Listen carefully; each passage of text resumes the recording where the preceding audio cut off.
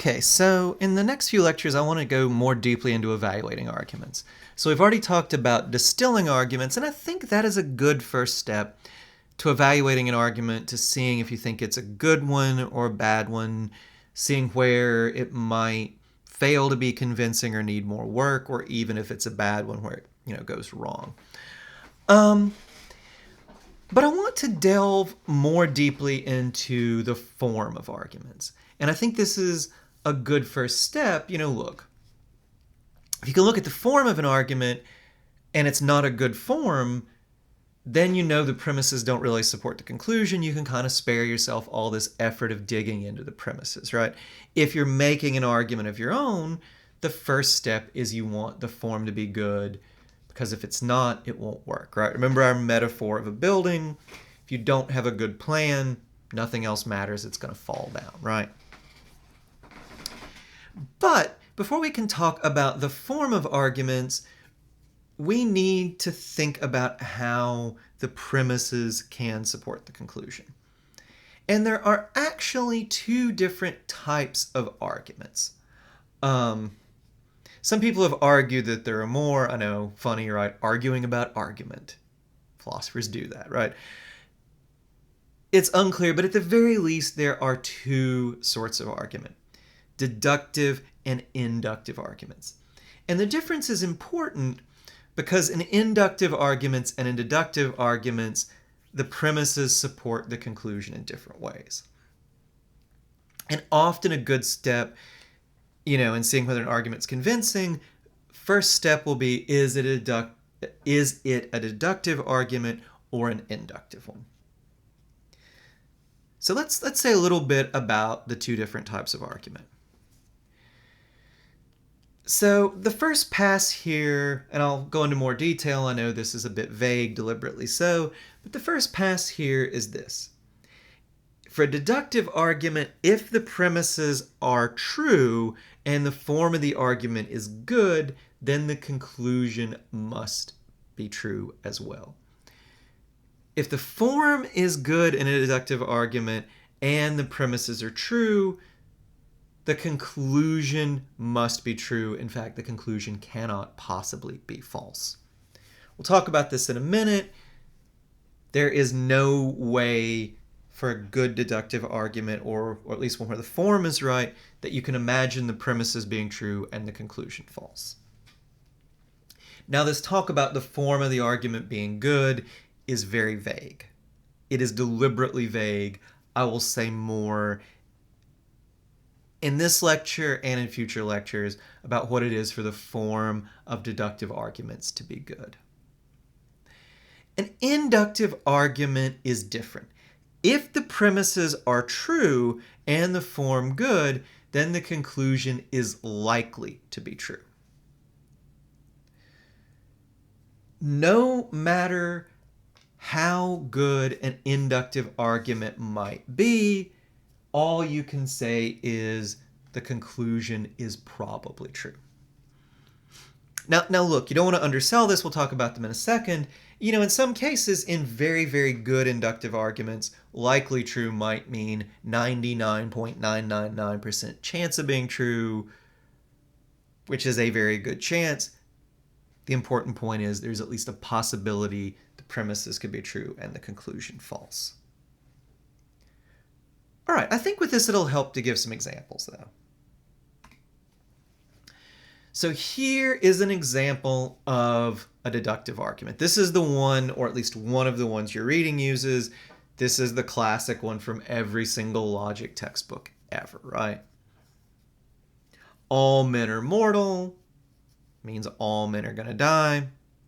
Socrates is a man. By man, we mean human beings.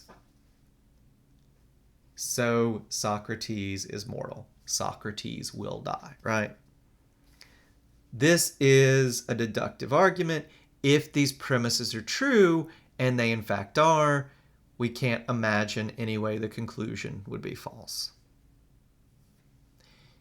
Here's another example of a deductive argument.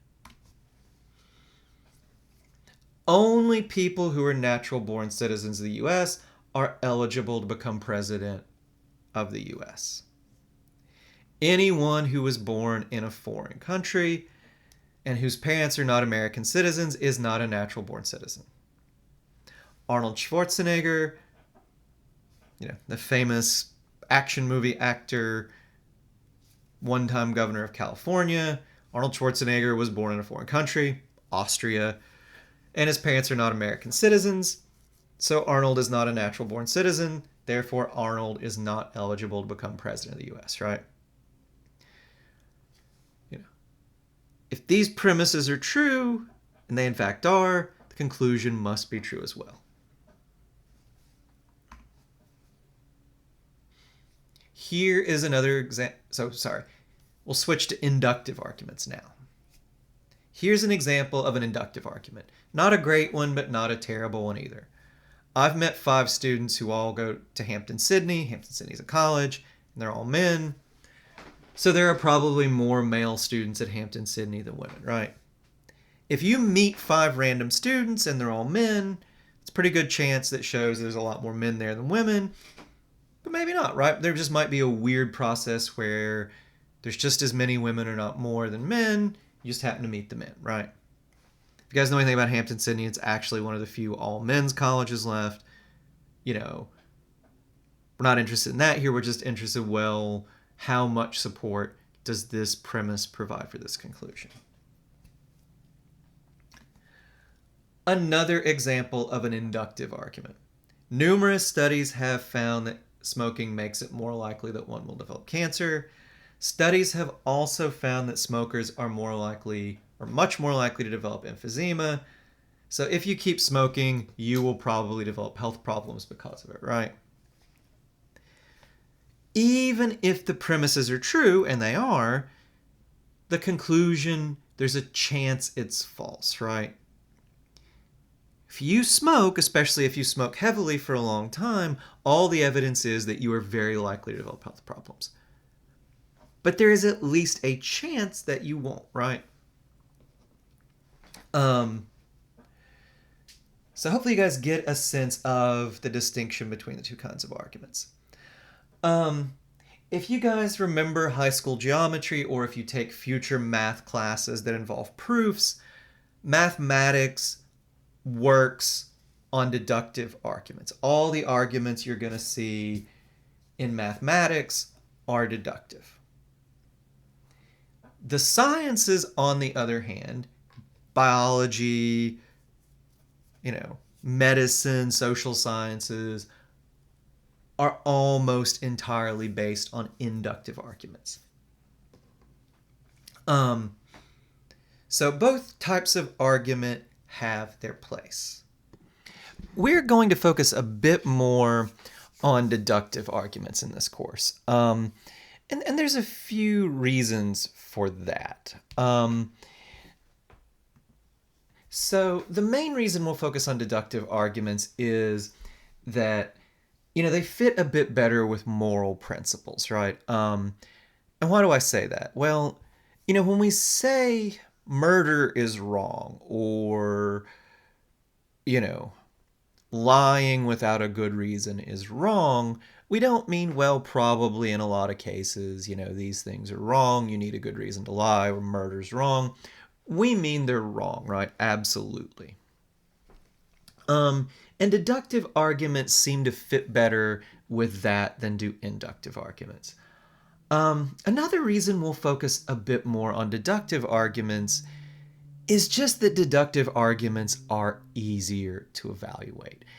We'll talk a lot more about that in the next lecture, and why that is, how you can evaluate deductive arguments.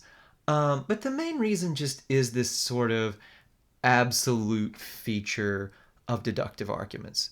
We'll talk more about validity in the next lecture, but a deductive argument is either valid or it's not. We'll talk about what that means in the next lecture. It's kind of this 1 or 0 thing. Deductive arguments don't really come in degrees. They are just 1 or 0. And that actually makes them pretty, at least relatively easy to evaluate. Inductive arguments, on the other hand, come in degrees. You know, a good deductive argument where the premises support the conclusion, we'll talk about this next lecture, but it's either valid or it's not.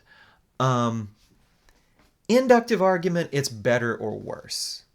The better it is, the more likely the conclusion is to be true if the premises are true, but it's never 100%, and it's just this huge matter of degree all the way from, well, the premises make the conclusion a bit more likely to the premises make the conclusion just incredibly likely.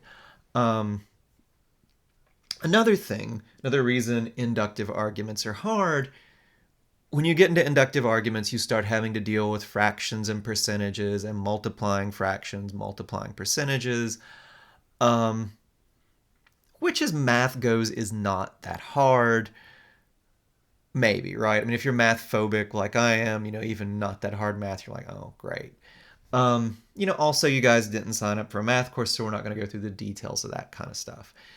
Just, you should be able at the very least to recognize inductive arguments when you see them. But you do need to do a little bit of evaluating inductive arguments in a class like this.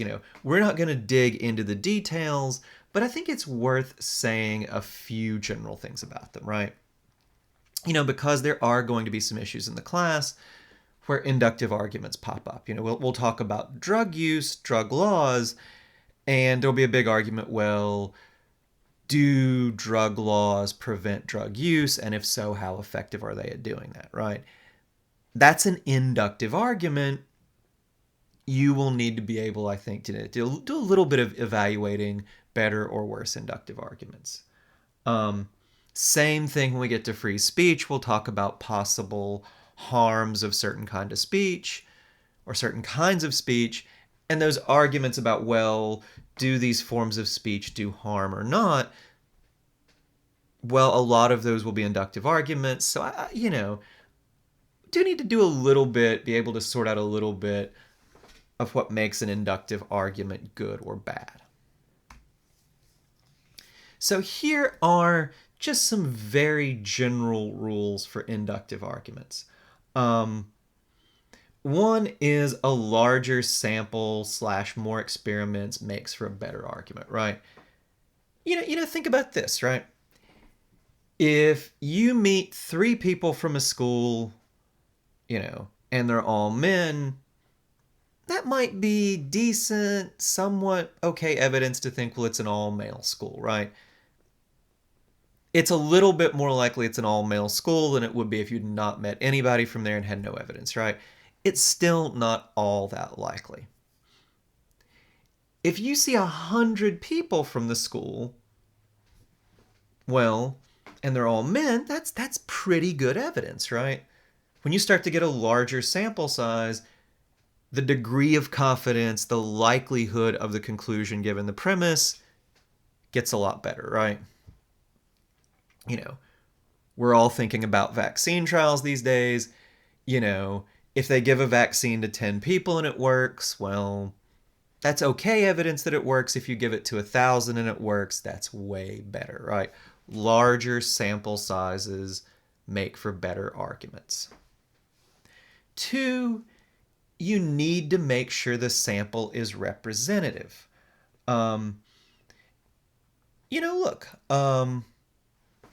Think about the vaccine argument, right? Will a vaccine work? Well, we're thinking of the entire population, right? If everybody in our study was a 19-year-old, well, even if we had 100 19-year-olds, we're like, well, it works great for them. There'd still be some questions, well, how good will it work for the general population, right? The fact it works great in 100 19-year-olds, not really great proof that it's going to work well for everyone, right? Another example, go back to the college example.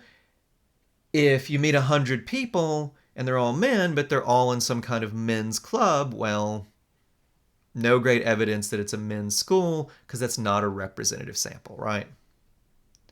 So make sure, there's a lot of rules for this if you guys take some science classes, statistics classes in the future. They'll talk a lot about this. But just at the very least, be on the lookout for any time people use samples or groups that aren't representative. Final thing, this is just another thing to be cautious about. Correlation does not instantly mean causation.